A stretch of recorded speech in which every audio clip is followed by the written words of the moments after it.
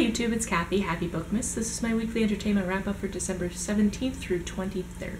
If your birthday happens to be today or within a week-long radius of today, happy birthday. I'm sorry you probably don't hear that as often as people not born in December. This week I read 6 books, I watched 1 show, I watched 2 movies, and I listened to 2 books. This is what I get for doing 3 readathons at once. Some of these wrap-ups will be brief because I am filming at my parents' place, and I actually want to hang out with them while I'm here. This might also be my last video of 2017, but I haven't decided if I'm going to toss up another random one before the year ends. First this week I read The Murders of Molly Southbourne by Tate Thompson. This is a very short book with the premise that every time Molly bleeds, a new murderous Molly is born. Obviously, it's hard to have what we would call a normal life when you have this kind of condition, so I was drawn in by the premise. It was a quick read and I found it really satisfying. This fulfilled the Dark Book Challenge for the Grinchathon and the Read a Book While Eating Something Festive Challenge for the Holiday Adventure-a-thon. Magic Misfits by Neil Patrick Harris is the cutest new kids series and I can't wait for the next one to come out. This book is about an orphan boy who lives with his evil uncle and decides to run away. His uncle has taught him some sleight of hand magic which the uncle uses to swindle people. But our protagonist doesn't steal, so he decides to ditch town. And he winds up in a new place with other magicians.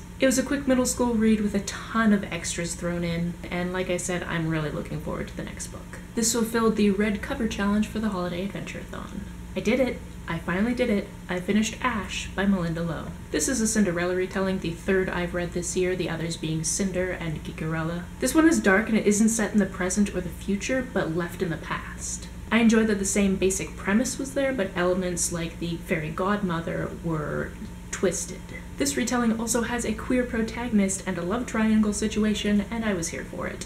This book fulfilled the fairy tale retelling for the Holiday Adventure-a-thon, as well as the retelling female-female romance for the sapphicathon. And a black cover for the grinchathon. We Awaken by Callisto was my next read.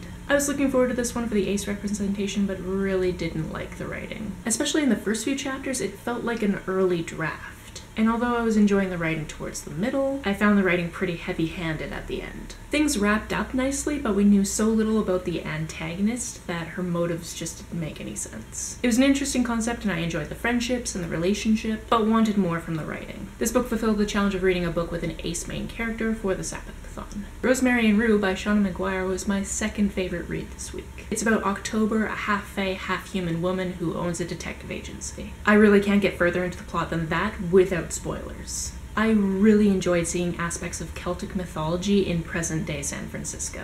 My best friend, for sure, needs to read this series because she is obsessed with all things Celtic fae. And this reminded me a little of The Golden Book of Fairy by O.R. Melling, which I read while we were living in Ireland together. Rosemary and Rue fulfilled the challenge of reading a fantasy novel for the Holiday Adventure-a-thon. Ghost Girl in the Corner by Daniel Jose Older is a Shadow Shaper novella. I've not read the Shadow Shaper series prior to reading this, and fortunately it's set up in such a way that you don't really have to. I'm sure I would have gotten more out of it if I had, but it's not 100% necessary. I picked this up for the challenge of reading a book with an established female-female romance for the sapphicathon. This book followed T, who is running a summer journalism project, and comes across a ghost in the office, who ties into a mystery that comes up in the neighborhood. This book was short, but it also made me care about the characters and the outcome. I might read the series in the future based on my enjoyment of this novella.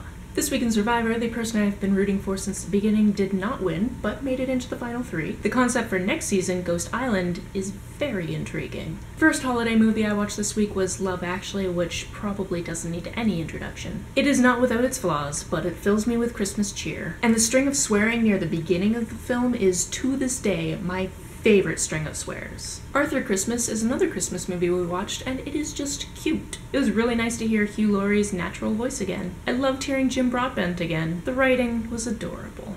I didn't even know Sony had an animation studio, and now I do. This story follows Arthur, a son of the current Santa, and the story of a child being possibly left out of Christmas due to a mechanical error on the delivery ship.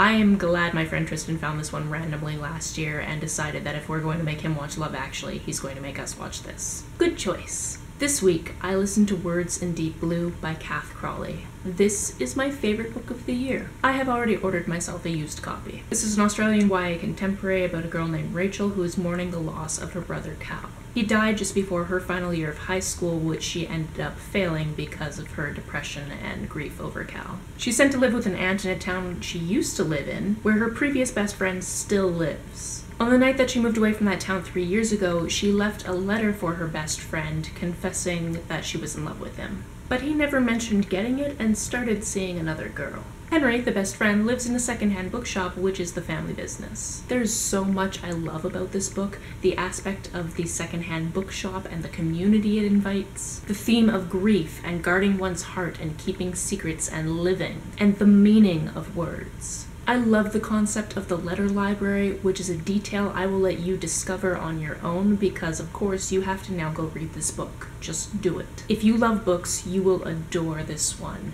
I can't wait to read it again.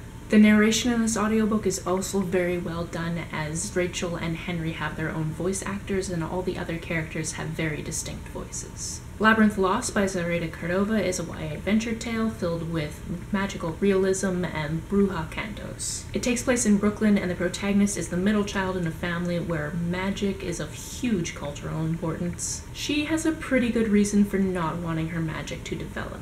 Overall, I really enjoyed this adventure. It had great cultural aspects and two really flirty side characters that seemed to be fighting over her. Rishi, her best friend and secret crush, was adorable, and Nova, her guide on the adventure, seemed like a pretty decent dude. I had the same big stumbling block with one tiny aspect of the writing that I've seen other people had, which is the author uses the word bipolar to describe Nova's blue-green eyes. At first, I had no idea what she was trying to communicate. And if she'd made this mistake once, I might have been able to forgive it, but she kept using the word throughout the text. I hope she learns from what I imagine was just a mistake of ignorance, and doesn't continue this line of description in future books in the series. That's it for this week. If you've read, watched, or listened to any of these, let me know about it down in the comments below. On the way down in the comments, if you hit that subscribe button, that would be very nice of you. You can also like and share this as you see fit, and I will see you again, likely not until 2018. I've had a blast making these Bookmas videos, and I really hope that you've enjoyed them. But now it's time to go hang out with my family.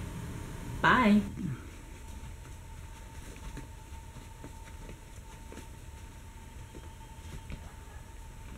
It always makes me feel more Canadian when there's actually snow.